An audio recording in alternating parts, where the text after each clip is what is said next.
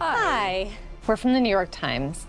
I believe you used to work for Harvey Weinstein? This week's high-profile drama is She Said, the true story of the two New York Times reporters who exposed Harvey Weinstein's sexual assaults. This is a really well-made film with great acting and an inspiring story. The only problem is that journalism isn't always the most exciting profession, so while She Said is very good, it might feel a bit slow at times. Welcome to Hawthorne. Here we are family. We harvest, we ferment, we gel. They gel. We gel. The Menu is a nice mix of satire and thriller, where a bunch of wealthy foodies go to an exclusive restaurant only to have the night turn deliciously violent. It's dark, sadistic, and features a cast that's having a ball, getting a little bloody. I'm getting married and it's not gonna be okay! From this moment forward, you will behave like a normal family. The People We Hate at the Wedding is an okay black comedy, the story of a dysfunctional family trying to get through the family gathering. Now, not all of the humor works, but dysfunctional family audiences might find a laugh or two here. What is all of this? I'm your ghost of Christmas present. Will Ferrell and Ryan Gosling in a Christmas comedy musical, what more could you want? Well, it turns out, a lot more in this feel-good but just okay little Christmas movie that coasts by mainly on the undeniable comic chops of its two leading actors. There was this little sick kid. What did they call him? It was Tiny Tim. No. Sweet kid, one crutch. Nope. Little Larry. No, Tiny Tim. Mike, super small Steve. Holy. And that's what's new this week at the movies. I'm Shami Bray, the movie guy. And it's a good thing that you're here because we're all sitting here going, ooh, tomorrow looks nasty. But a perfect day to catch up on your binge watching, maybe go to the theater and see something new. Yeah. I don't know. I've heard people in this studio saying they didn't see the opening week of Wakanda Forever. Right. Oh, yeah. Seems like this would be the time to do it. I think there's going to be a lot of that. And not only do we have 4 movies we're going to talk about today, it turns out there's a 5th one on home streaming that we'll get to later on. But we got another 3 coming on Wednesday of Thanksgiving week. And this year we actually have several movies opening up the week after Thanksgiving, which is frequently, they kind of skip it because they're the big films. Yeah. Well, okay, now I understand there are numerous films, but that's not the issue. The real question is, of all those films, are there any worth watching?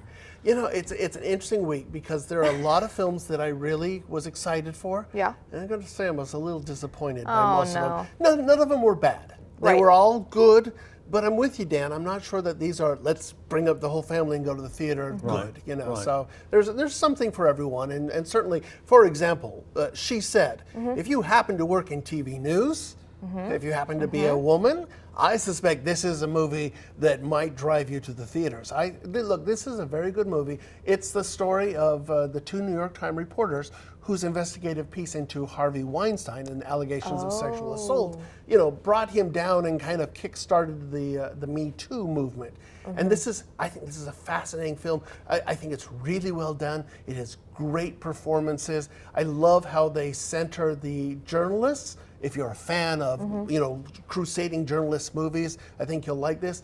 But here's my only problem is that journalism isn't always the most exciting thing. It's perhaps not the most cinematic profession. Sure. So look, lots of pictures of people on their phones. I was trying to say it's the grunt work, right? Yes, exactly. Right, making the phone calls, doing the research. The big highlight of this movement is this wonderful sequence where there's 5 people looking at a computer screen reading copy. And then, are you ready to print this? Hold up, I'm not sure. And then, okay, print ready, and they click a button, and then web ready, and they click a button, and the music swells, and they go, publish. And it's like, okay, look, people who have had to publish stuff online might understand the inherent drama of that, but I think general audiences will go, why? This is not that important. That being said, I do think if you like those movies about journalists, I think this is great. I love that they didn't do reenactments. They don't really even show Harvey Weinstein. They show the back of his head and you hear his voice. Right. But he's not the reason for this movie. It's about the women, the reporters, and the victims. I think it's really well done. I just wish it were a little more cinematic. Gotcha. Okay. So that's a little my more only issue. eye-appealing. Yeah. Okay. But I still gave it 3 out of 4 stars. I mean, a very good film. Oh, wow, that's pretty good. I was gonna say, you were excited for that one too, right? Yeah, I think, okay. Yeah. But then, we work in TV news, Right. So we may be predisposed. Yeah, a little bit, yeah. Yeah, exactly. So. Okay, up next. Okay, I would say probably the best film, which is a bit of a surprise to me, is a film called The Menu. And this is Ray Fiennes playing a chef. I'd heard about this one, yeah. So there's this exclusive, this is a black comedy, a very dark thriller/comedy this island where this guy has this exclusive restaurant, and all these rich people go out there by boat, and they're in the middle of nowhere, and he just has the weirdest collection of people there. So you have the tech bros who don't care about food; they're just there for the experience, and you have a former actor who's still trying to hang on, and basically he serves them this food, but every dish, every course is kind of an insult to the people who are there. And there were several times when I laughed out loud at the absurdity of some of the dishes he was serving here. And look, ultimately it's going to get bloody. It is a horror thriller / comedy. But I thought it was, if you like black comedies, and if you like horror films, which I do, I thought it was really well done. There weren't many people in the audience, but I think it will do fairly well this week. There are those type of people who like those type of films, and they will seek this one out. There's a built-in audience. Seems like a very interesting concept too for the plot and everything. This is not similar to something we've ever seen before. Yeah. Okay. So Intriguing.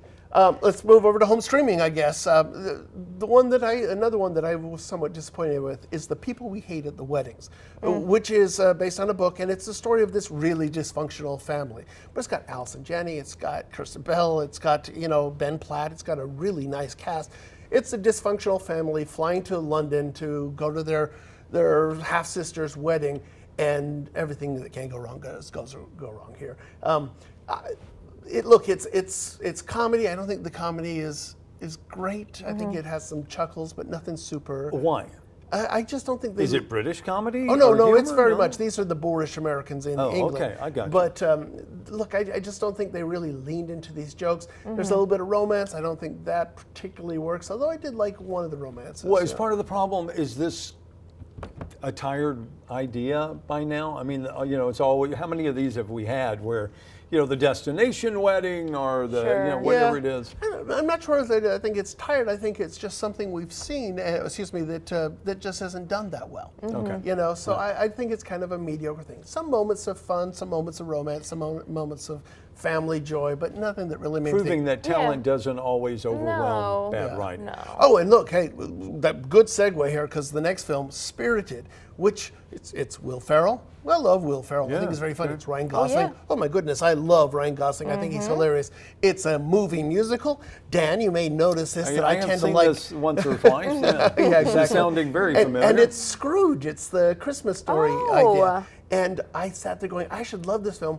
Why am I so lukewarm on this? Why don't I care about this? It is a new take on that because it's Will Ferrell playing the ghost of Christmas Present. He meets Ryan Reynolds, his character, that's the Scrooge character, and Scrooge pushes back on him.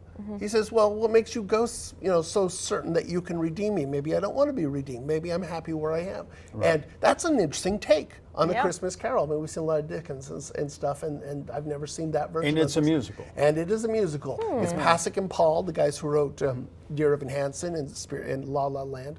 They're very good writers. I didn't care about any of the songs. I was sitting here trying to think, what's the last time I saw a Will Ferrell movie? It's been a while, I think so. I mean, he was so overexposed for a while, then he kind of pulled back, and I haven't seen anything. He's moved into producing. Matter of fact, I laughed at The Menu. He's one of the producers on The Menu. So he knows at a certain point, acting is hard. Right. Producing Sure. is is perhaps more profitable. Yeah, yes. Interesting. So what'd you rate that one? I probably sounded give like that you kind of 2.5, okay. 2. Okay, but that's Apple TV Plus. That's on Apple. And look, there are funny moments. Those two guys are just so naturally funny and charismatic. I think there's some really good stuff as far as that goes, but I just didn't care about the story as a whole. I got to figure with those two, though, it's not like a family movie, get the kids. It's probably R-rated. Excuse me, it does have a couple of moments that I think would be, but it is at its heart a Christmas musical, so it's not that bad. Okay. And do we have one more? Is that? I think so. Well, Disenchanted, which is the sequel to Enchanted. Oh, that's right. Which for some reason I thought opened on Thursday, so I didn't put it in the package, but that is opening this week as well. We're going to come in, we're going to talk about next week's movie, so we'll cover Disenchanted next week as well. Okay. Sounds good. know. All right. And again, you've got your mixed bag there, not only from categories, but also Yeah. where you can watch them. Exactly. Yep, exactly. 2 theater, 2 at home, so plenty of options. Not to mention everything that's already out there that you could binge. I did. I also saw that Where the Crawdads Sing is now on Netflix. So, So there if you you didn't go. see it in the theaters, Yeah, could watch it at home. And Smile is over. Oh, on, is it? Is that on? That's on Paramount or I forget. Okay. They all run together at a certain Right. point. I But know. Smile, which is one of the better horror films, already on home streaming. That's quick. Well, and let me offer up a series that I was telling these guys about on Amazon Prime called Peripheral.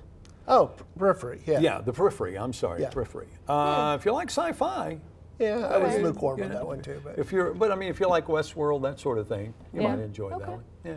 All right, so 38 past the hour. We're going to take a break. Sean will be back with us next week. We'll talk about Thanksgiving ideas then. Yep. When we come back after the break, though, we'll get you caught up on what's going on in your forecast.